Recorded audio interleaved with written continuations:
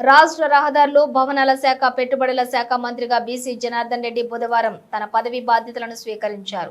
సచివాలయంలో తనకు కేటాయించిన ఛాంబర్లో ప్రత్యేక పూజల అనంతరం పదవి బాధ్యతలు చేపట్టారు. ఈ సందర్భంగానే ఆయన మాట్లాడుతూ చంద్రబాబు అప్పగించిన బాధ్యతలను తప్పక పాటిస్తానని, గత టీడీపీ ప్రభుత్వంలో అధిక సంఖ్యలో నిధులు కేటాయించి రహదారులు నిర్మాణం చేశామని, కానీ వైసీపీ ప్రభుత్వం హయాంలో కనీసం నిధులు ఖర్చు చేయలేదని ఆరోపించారు. ప్రతి గ్రామానికి రహదారి సదుపాయం కల్పిస్తామని మంత్రి హామీ ఇచ్చారు.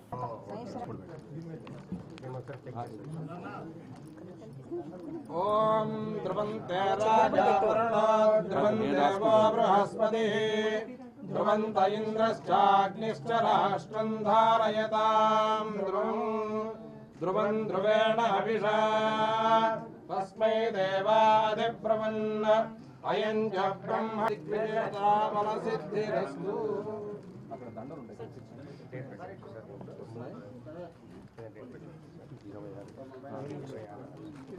గౌరవ ముఖ్యమంత్రి శ్రీ నారా చంద్రబాబు నాయుడు గారి బాధ్యతతో నాకు ఒక బాధ్యతను ఒప్పజెప్పారు.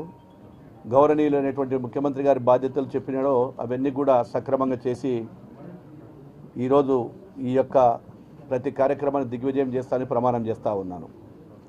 మా తెలుగుదేశం ప్రభుత్వం హయాంలో 2014 నుంచి 19లో రహదారులు మరియు భవనాల శాఖకు 14,900 కోట్ల రూపాయల బడ్జెట్ కేటాయించడం జరిగింది. ఇందులో 12,000 కోట్ల రూపాయలకు పైగా ఖర్చు చేసడం జరిగింది. అంటే బడ్జెట్లో 80% ఖర్చు చేయడం జరిగింది. 2014 నుంచి 19 వరకు మేము చేసినటువంటి ఖర్చు అది. గడిచిన వైసీపీ ప్రభుత్వంలో అంటే 2019 నుంచి 24 వరకు ఈ యొక్క R&B శాఖకు 19,428 కోట్ల రూపాయలు బడ్జెట్ కేటాయించారు. ఇందుకు గాను కేవలం ఖర్చు పెట్టింది 9,000 కోట్ల 15. అంటే కేటాయించిన బడ్జెట్లో కేవలం 46%. అంటే తెలుగుదేశం ప్రభుత్వంలో 80% మేము చేస్తే వైఎస్ఆర్ ప్రభుత్వం వచ్చిన తర్వాత కేవలం 46% మాత్రమే చేయడం జరిగింది. అందువల్లే ఈరోజు రాష్ట్రంలో ఎక్కడికి వెళ్ళినా బయట నుంచి కూడా ఇతర వాళ్ళు ఎక్కడైనా వేరే స్టేట్ల నుంచి కూడా ఎవరైనా పరిశ్రమలు రావాలంటే పారిపోవడం జరుగుతూ ఉంది. అదేవిధంగా రహదారులన్నీ కూడా గుంతలమయమయ్యాయి.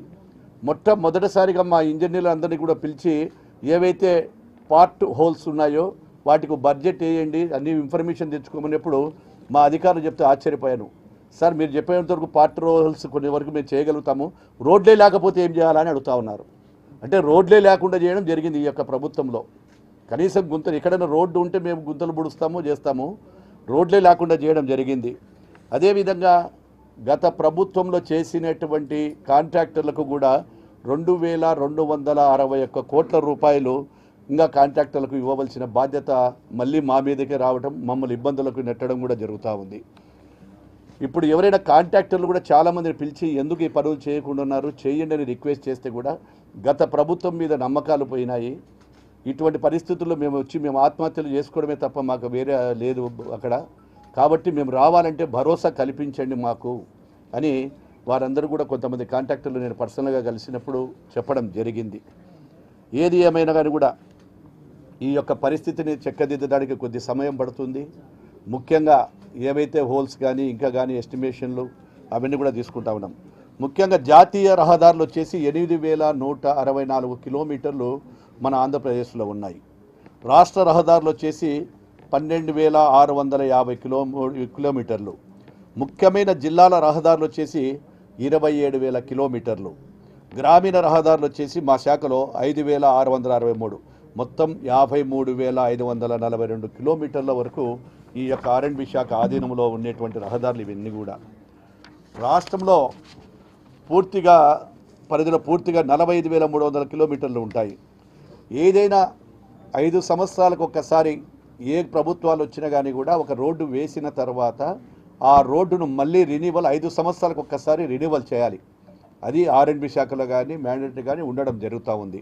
అటువంటిది ఈ 5 సంవత్సరాల్లో దాటిన మళ్ళీ 8 సంవత్సరాలు దాటినవి కూడా గతంలో ప్రభుత్వంలో వేసినవి మళ్ళీ ఈ ప్రభుత్వంతో కలిపితే కూడా 7 సంవత్సరాలు 8 సంవత్సరాలు అనేటివి కూడా ఎక్కడ కూడా రెన్యువల్స్ చేయలేదు. రెన్యువల్ చేయనటువంటివి 32,669 కిలోమీటర్లు నిర్వహణ చేయవలసినటువంటి బాధ్యత ప్రభుత్వం మీద మా దగ్గర ఉంది. రహదారుల ప్రాధాన్యతను బట్టి, అక్కడ వాడే విధానాన్ని బట్టి ప్రతి 5 సంవత్సరాలకు ఒక్కసారి వాటిని రెన్యువల్ చేస్తారు. మా ఇంజనీర్లు కానీ ప్రణాళికలు తెప్పించుకొని జరుగుతూ ఉంది.